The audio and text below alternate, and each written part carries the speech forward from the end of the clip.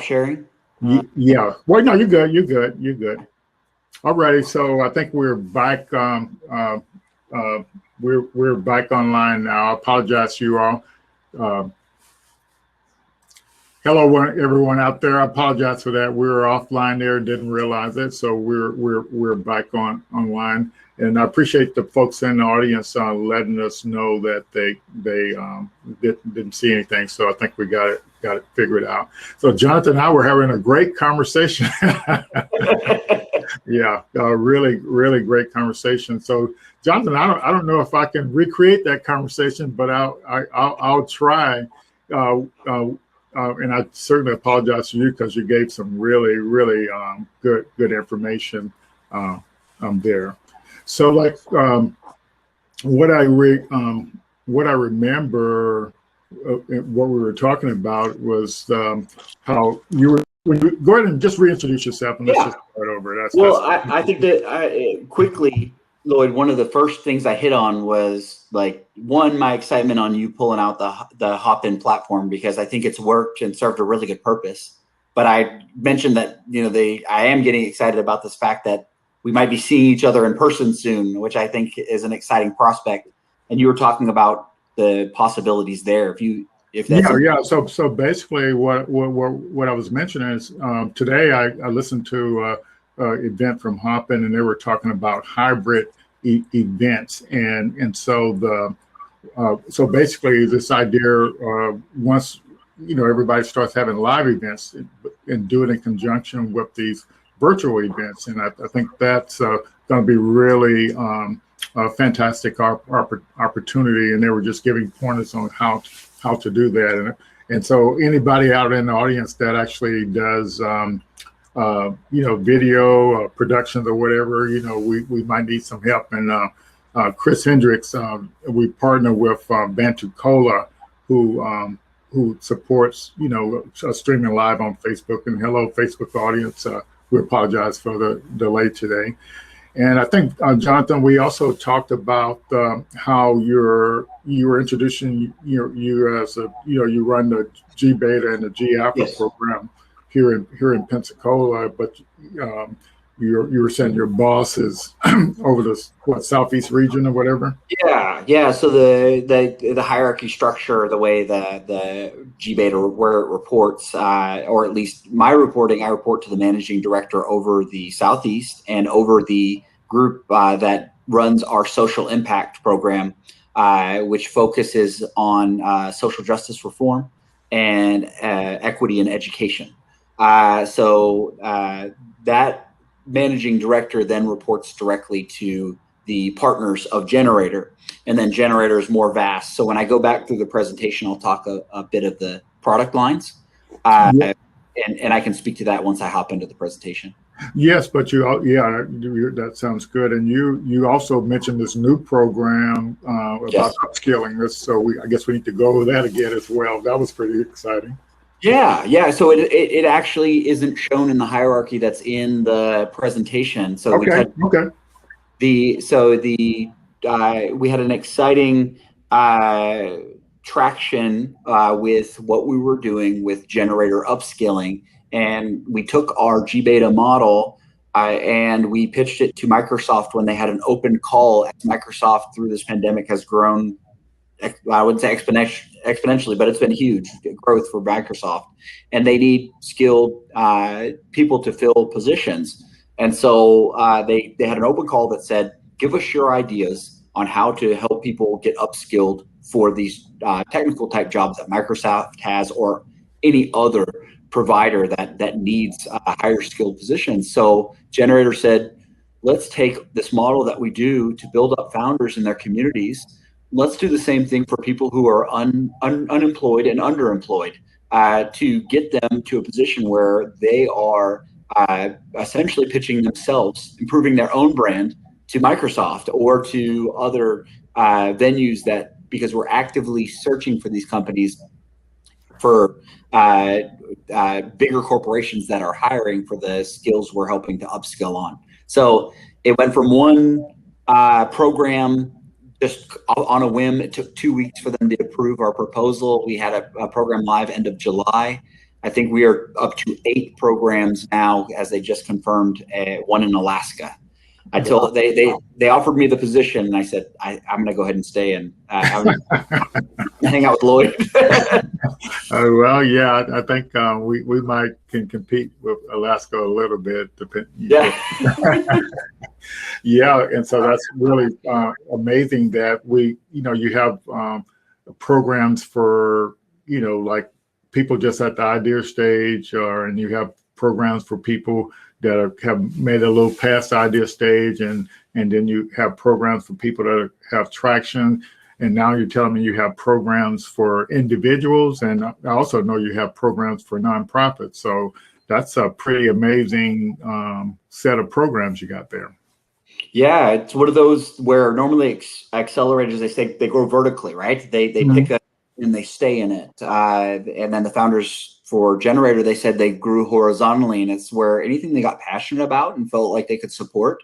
So we're in art, we're in music tech, we're in, as I already mentioned, social impact, we're in upskilling, and it's all working well because it's essentially using the core function of what a GBeta or a Generator accelerator brand does, and it's catering to the very important either founders or individuals who are trying to improve their position, and whether that's through scaling their business or improving their own personal brand to get a better job or switch career fields. It's kind of weird that it works.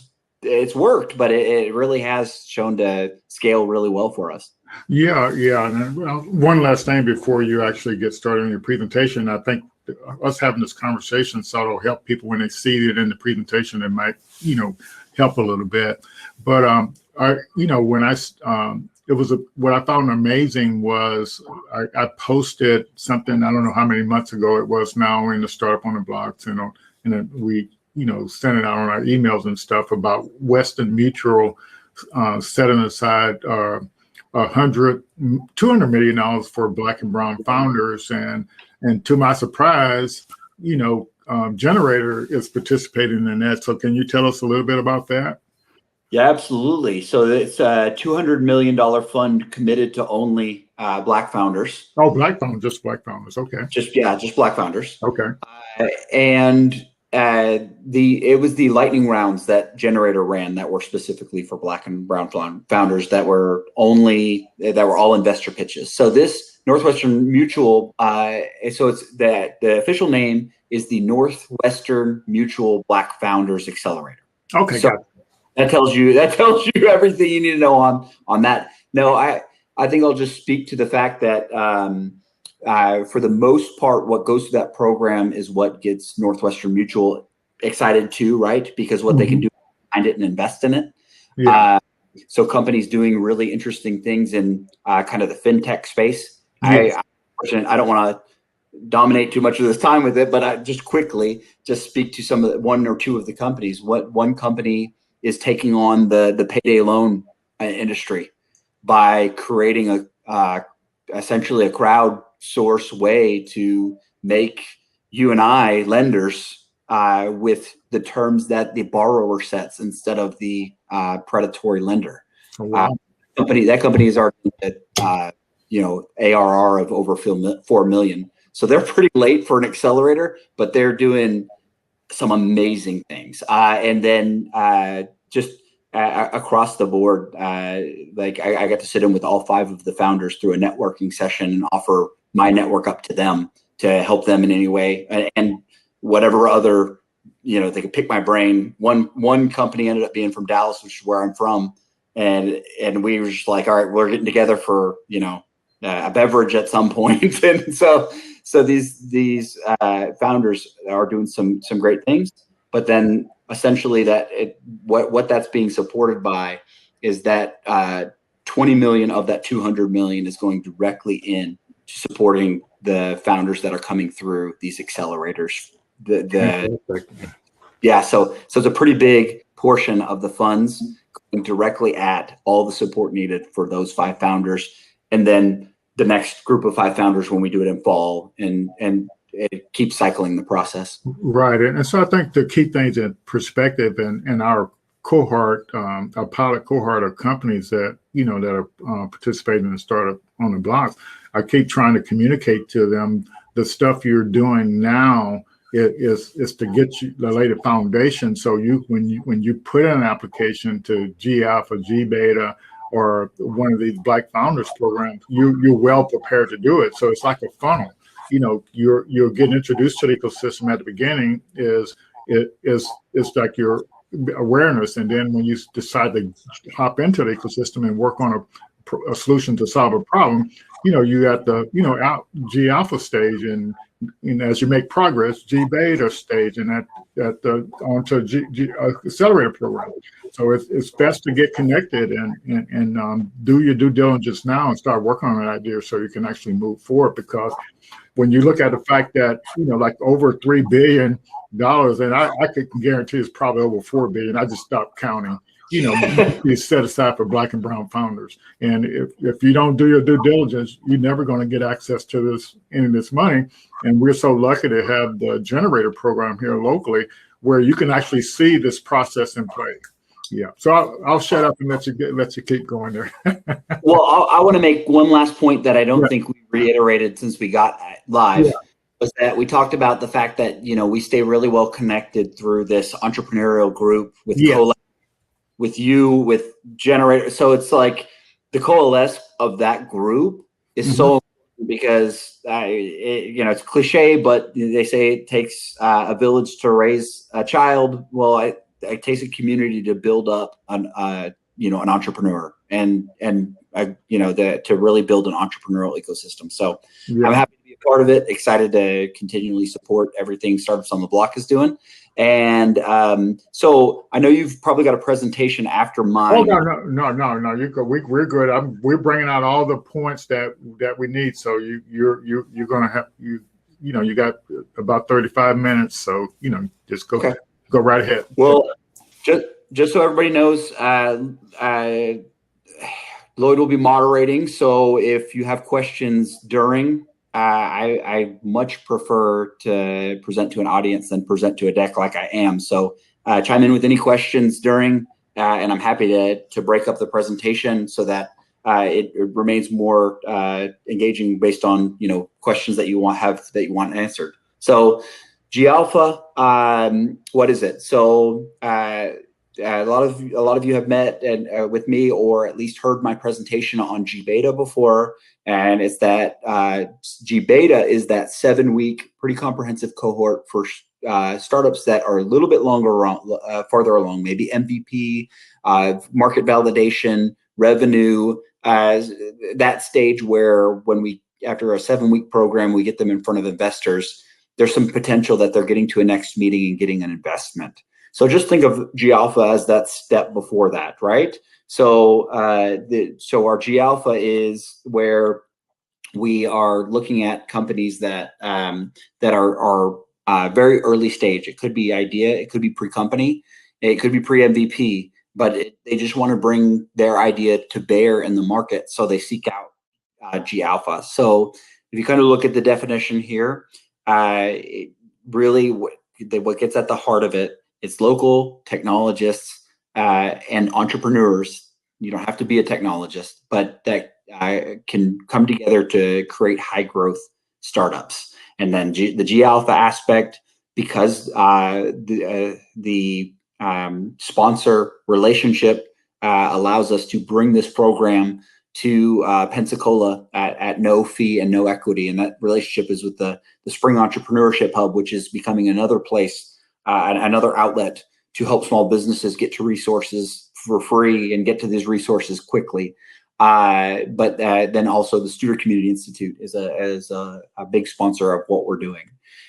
So take a look at the goal, right? So the goal of G Alpha is to help local technologists and, again, entrepreneurs create at least one high growth startup in each market to take through additional programming via acceptance. So what's been interesting about this is, let me go to the next stage on how we do it. So we've seen an evolution in terms of the G Alpha offering. So I'll walk through the kind of how we do this steps, but this what we'd like to see and what we've seen really mature is that the communities that we're in, we've got some very excited entrepreneurs about bringing their ideas forward. But then sometimes there's entrepreneurs who, admittedly, they say that they're not the person who has the ideas, but they are someone who can drive the train if they can get on a team with some good ideas. So what's interesting is on the first note, you see the kind of this reverse pitch model where essentially the mentors that we will bring into this program, they may put an idea to an entrepreneur and say, here's an idea that if someone took a shot at building out, a very low code to no code app or whatever that idea would be, here would be a strategy to bring that to bear in the market. And so an entrepreneur who might not be bringing an idea, it's a very good way for them to kind of gain some insights into what they could do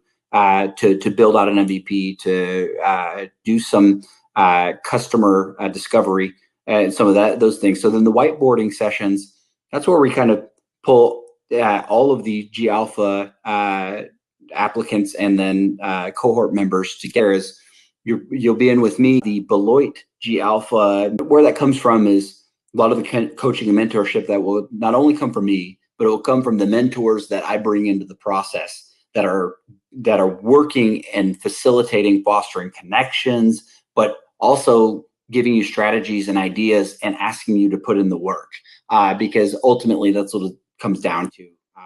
So this is kind of that model that I just talked through, where it's like, let's do this. Let's find the opportunity and let's build out the basic business model. So I'll give another example of a company that I just saw today, because I love kind of trying to paint the visual. So the cohort member had the idea that there is a market for vegan baby food, which I had no idea, right?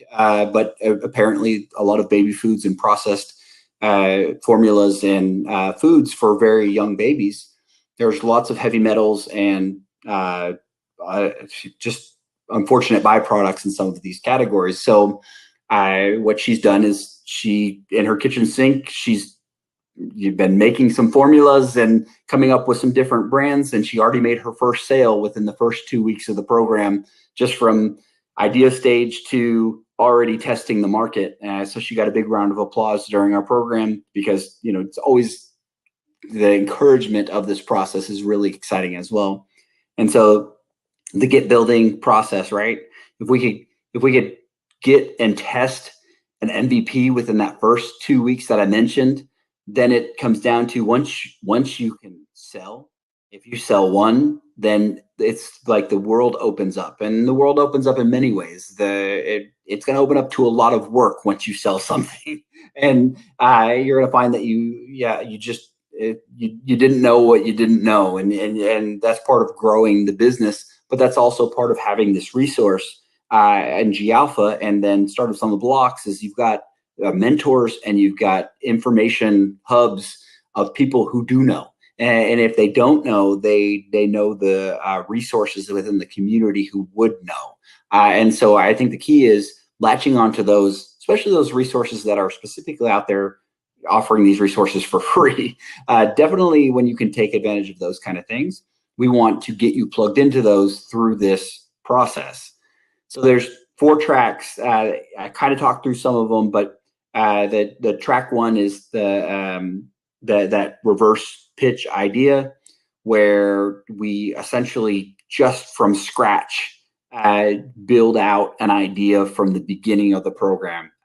It doesn't require you to bring in anything into the program except your shining personality, right? Like, we want you to come in and just blow us away in terms of like the interview process, where you say, I won't be bringing an idea, but I'll be bringing, and then you just tell us what you're bringing to the table. The optimism, the energy, the sales ability, whatever it would be. We want to see that, so that we know that you'd be a candidate that when we reverse pitch some good ideas, that you could take it to the next level. So the track 2 is the picking an industry and technology, then start whiteboarding. So this component you could definitely tie in both that kind of what we would do in a reverse pitch, but it also could tie in bringing your own idea to the table, where sometimes with your idea, everybody wants to buy it. Every industry, so what can happen is if you're not focused early, then you never kind of get into a zone of understanding like where is your first best target market, right? And so if we could go through this process together and then help you come through and realize, okay, if I want to sell to everybody one day as a future goal, I could probably get there if I start here and grow fast within this market. So that's always the great part of the strategy, is to understand the big picture, because it's very important to an investor that you know what your much greater market would possibly be. When we tell our founders that if there isn't a billion in your valuation, your overall valuation, an investor doesn't want to hear from you. And it's not the valuation of your business, it's more the total addressable market that you could tap into. But then the reality also has to come in for the investor, that you understand that even though there's this greater market, the target market for you, our initial target market for you, is this smaller percentage of the much bigger piece of the pie. And so that realism and then your credibility based on what traction that you've had and then the strength of your team lend a lot to like when an investor will decide to invest or not. So the track 3. So the key here is this is tapping into your wealth of knowledge, right? So drawing from your own professional experiences, your education, we want to see what your strengths lie and play to your strengths. If there's weaknesses, that's what they always say about strengths. Play to your strengths, but then understand where your weaknesses lie. And in business, that's very important, right? Because that's when either working to improve upon your weaknesses or going to the resources like what we're offering. So if you have no idea about accounting or legal, which most of us don't, right? Or IT, or a lot of times people and just they have great ideas, they would just have no idea how to build it out and develop it, right? So that's where we say, let's play to your strengths, and then let's find those areas where we can tap into to make sure that we can either facilitate the introduction it would take or the resource you need to much easier be able to fulfill the whether it's the creation of an MVP or identification of your customer. So this is kind of more the tech driven track for us that we can look at when it comes to how we're driving either the industry to your tech or your tech to the industry.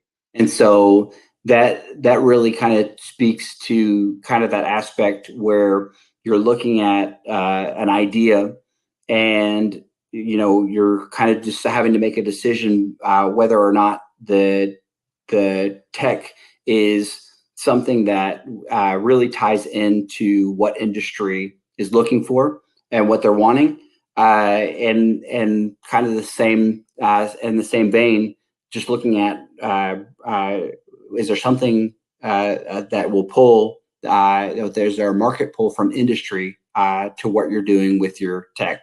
So this is what we, like I mentioned, we did today. I sat in on 2 full sessions with 3 teams in each session, and we said, come ready to pitch. So they all gave us their 90 second pitch. They're 2 weeks in. I saw 5 of 6 had really tight 90-second presentations and got really positive feedback. The director for the G Alpha Deloitte program said, let's let's pull together an imaginary investment from everybody. If you had $1 million, which companies are you putting it in? And so it's kind of a motivational, and a help tool to companies that are farther along with their pitch and can articulate. But then hopefully it's a motivator to those companies that are like, okay, well, I didn't get the million investment today, but what can I work on? And so that's where it's when companies may be a little farther behind on their pitch, that kind of will reveal some of those things through what other people are seeing from their pitch. And so allows the one-on-one work. Yeah, Jonathan? Sure. Yeah, I noticed one person in the audience said something about it says also case studies of failed startups with their detailed analysis. I'm not sure what he was. So I guess that may be something else. I apologize, but I did have a question myself. You mentioned all those tracks. So are you saying when you apply to the G Alpha program that you actually have to choose a track, or what? I sort of missed that part. Yeah, so I think for the most part, those are just supposed to be almost like buckets. We could say these are tracks that we could go down. Okay. So yeah, so you don't have to choose, but you could eventually you have to choose. But these are different ways you can go. Yeah, depending on. Yeah. So I think the two best buckets to say is either you're coming with your own idea, and we're happy that you bring your own idea. We will foster that idea. So I think that's the better way to say it. The other aspect is I don't have an idea, but I'm an entrepreneur. I'm passionate. I want to get behind an idea and kind of drive it. So I would say if you look at those two, those would be the best way to say. Then those should likely align with one of those 4 tracks. Okay, so I think I see the question now. So this, he was basically asking where can he get case studies of best pitches and the strategies related to it. And so I'll start off, Jonathan. So like so what I do with as far as learning pitches and what I've told the people in the that here on Start from the Blocks early on is that you actually you start looking at pitch competitions, and so you could, like on this platform, you can do a search for pitches or startups, and then you'll get some things. But once you sign up on all these different email things from all these different programs, I get like emails every day for pitches that are going on, and you can actually look at these pitches and kind of see what they're asking. So in the last thing I'll say before I let you go, Jonathan, if you do your lean startup canvas, your lean canvas, everything that's in that lean canvas is everything you need to address on your pitch. And so it sort of gets you going, but there's still a lot of things to learn about pitching, but you definitely need to learn. And what we also do is with the startup school, we tell people to do the startup school, startupschool.org, and also we rely on the Y Combinator's library. So if you go to the Y Combinator's library, they will tell you how to pitch your company, and got all the best tips for doing that. Yeah, and the Y Combinator library is such a great resource. I mean, again, what I love about Generator is they're trying to pull together the masses, right? They want collaboration. They don't want necessarily competition, right? So the first lightning rounds we did it strictly for accelerator programs that were non-fee based. Y Combinator was there, Techstars was there, multiple international accelerators were there, and I think it ended up being greater than 80 accelerators that were not Generator brand that we ran and introduced founders. Many were G Beta, G Alpha, or Generator alumni, but many of them weren't, right? And that's just part of the kind of bringing the greater entrepreneurial ecosystem together, right? So the best thing in it for us is it is kind of exposure for our brand, but more so it's kind of this opportunity to expose people to like, you know, the accelerators and what they can do for founders. So the other point I'd make is if you go to any GBeta landing page, so the GBeta landing page, I don't have it up in front of me, but you could go to GBeta, you could see pitch night on any GBeta, and you can watch what we coach through most of our founders to do in their pitch presentations. And when their first investor meetings, we will bring most of our founders down to about a tight like 5-minute presentation. So you can see most of, if not all of the recorded pitch presentations from past GBetas. And they'll give you some context for how we normally shape our pitches. Yes, and I definitely want to thank you all for doing that pitches for the Black and Brown founders there, because one of our local companies, they, you know, I posted that link for that, and they pitched there, and they got an interest for $100,000 investment in one of you all's generator programs. So I think that's a good testament, you know, what a less than 5-minute pitch can do for a person. So you do want to know how to do a pitch. And one of our events, I don't remember which one, but we did a couple of sessions on pitches, so in the best practices on that. So look back through the Facebook page, and I'll find a link to those and see if I can post them before Jonathan finishes here. Go ahead, Jonathan. Yeah, I want to make sure to conserve time, but I've kind of really covered what we're looking for, right, in those two buckets that, you know, when we were kind of clarifying, like if you've got an idea, great, let's bring it, let's foster it, let's work on it together, and get you in front of the right mentor, right resources, and see.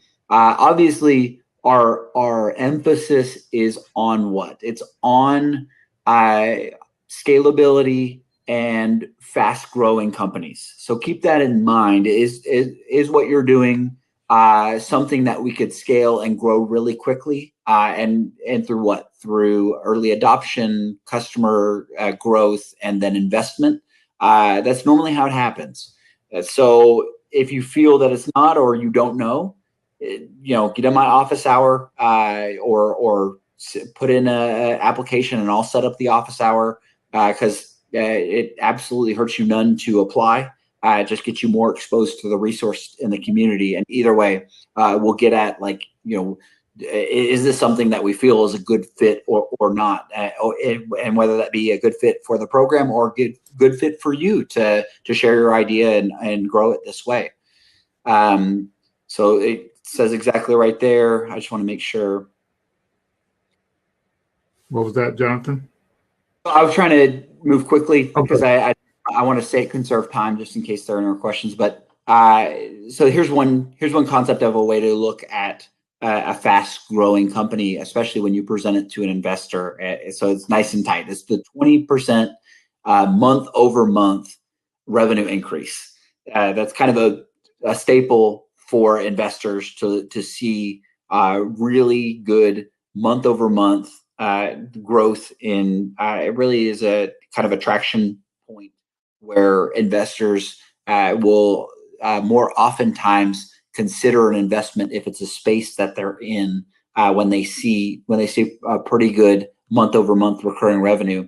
Something that I don't have here is a lot of times, you know, later stage venture capital investors, they'll have a breaker for what your monthly recurring revenue, so your MRR, and normally that's in a space that's somewhere in the kind of 10 to 12,000 a month range. But I say that, and that varies between what market vertical you're serving, what your product offering is. Could be that if you're in a consumer product good space, your revenues may need to be much higher. Whereas if you have an app that's really exciting and you're going to have 1 million, 2 million users, but you have no revenue, somehow that can be worth $1 billion, right? So keep that in mind that this isn't like hard and fast rule, but it is a good indicator to investors that you're having the kind of growth trajectory that they'd want to see to invest in you.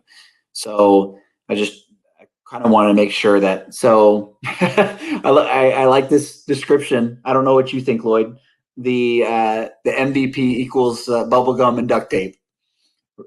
That's a good description. It's just anything that a customer can use with some kind of capability, and so you can't wait till you get the perfect product. You have to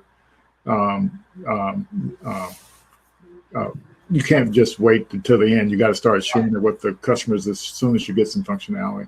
And so, like, yeah. So one other question, and said so.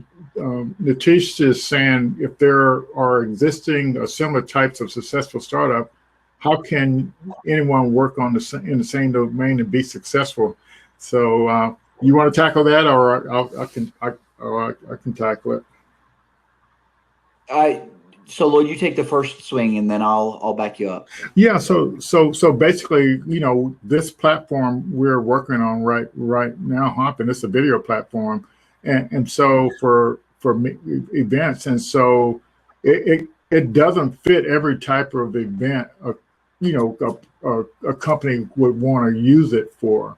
And so when you got a big market, like Jonathan said earlier, $1 billion market or whatever, not any one company is going to get the whole market, because no one company can connect with all the potential customers out there.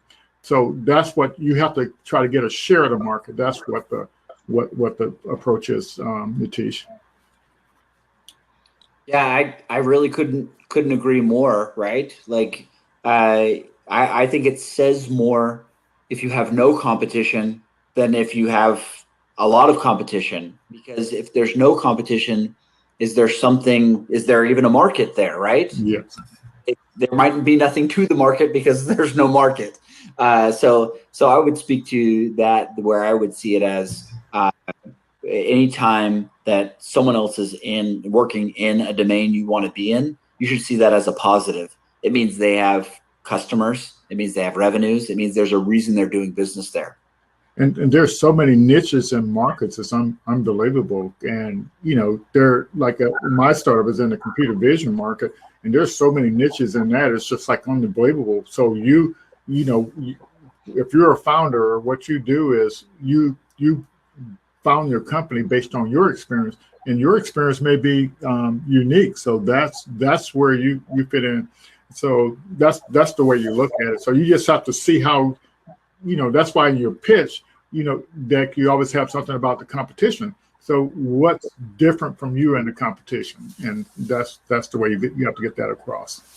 Yep. And Lloyd, I think for tonight, just in case there ends up being more questions, I think that this slide really speaks to being a founder of a business and understanding that you might need to fail, but you go ahead and fail forward, right? Yes.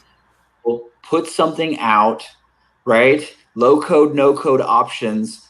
Sometimes building mock simulations of something you'll do later in code or in an app, right? Just so people can validate that what you're doing is what somebody would want, right? The customer validation. Oh yeah.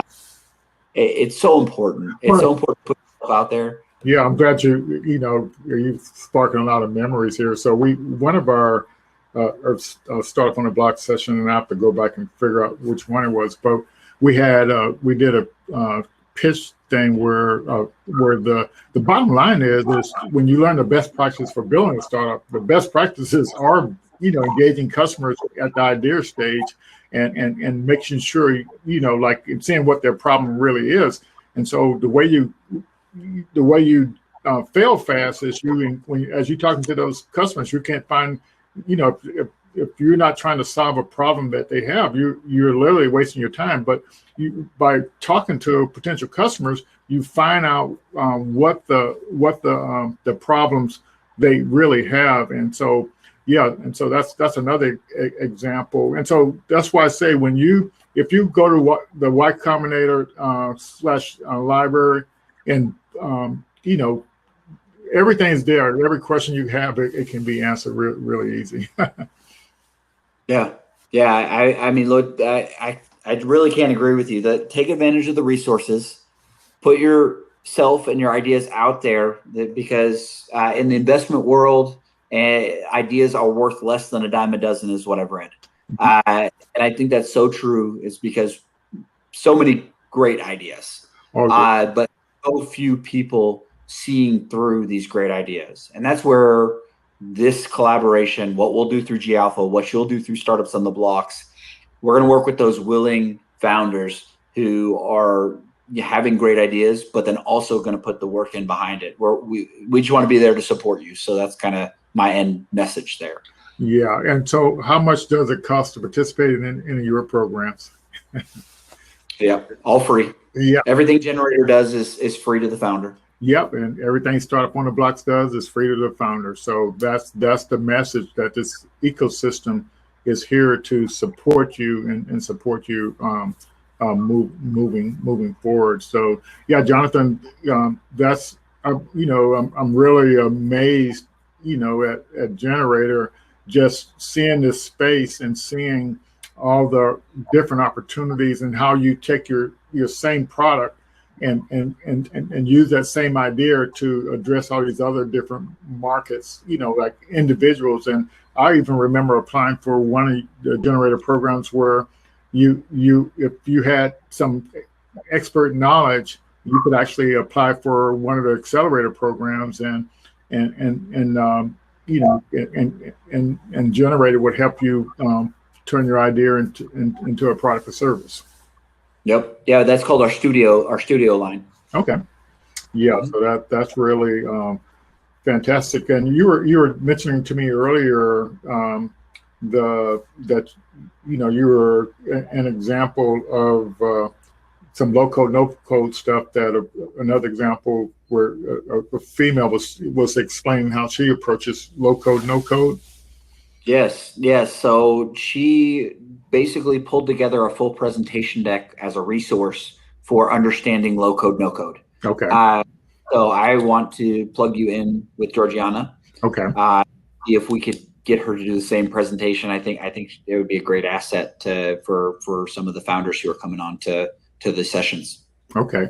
Yeah. And so so that's really great. And anybody in the audience, if you know somebody that, you know, have some, you know, information to share, that would be great too. And so kind of what we're trying to do with Startup on the Blocks is so make you aware of the ecosystem, you know, and all the opportunities that it holds. But we also want to put people in front of you that are trying to do the same thing you're doing and people that have successfully done the same thing you're doing. So, you know, there's opportunity to move forward. And what I need more than, you know, one of the challenges we have is that people can't believe that all these programs are free and all this money is out there to support founders. And so we need you all to spread the word that if you got an idea, you know, there's money out there. And even here in little old Pensacola and Northwest Florida, we can actually help connect you to that money and those programs that are out there. Yeah. And so one example was I got a email yesterday, or maybe the day before, I'm not sure, but it was from Goldman Sachs or somebody, and their accelerator program, they were offering you $250,000, and it was for Black and Brown founders, and so you know, and you can apply for that program, and so there's so many programs, and you know, like you can keep growing and growing by participating in these programs because they all are designed for you to work on your business idea and work on your product or service, and it's somebody you're getting paid to build your company. Yeah, that's a pretty fantastic type situation. You got any parting words, Jonathan?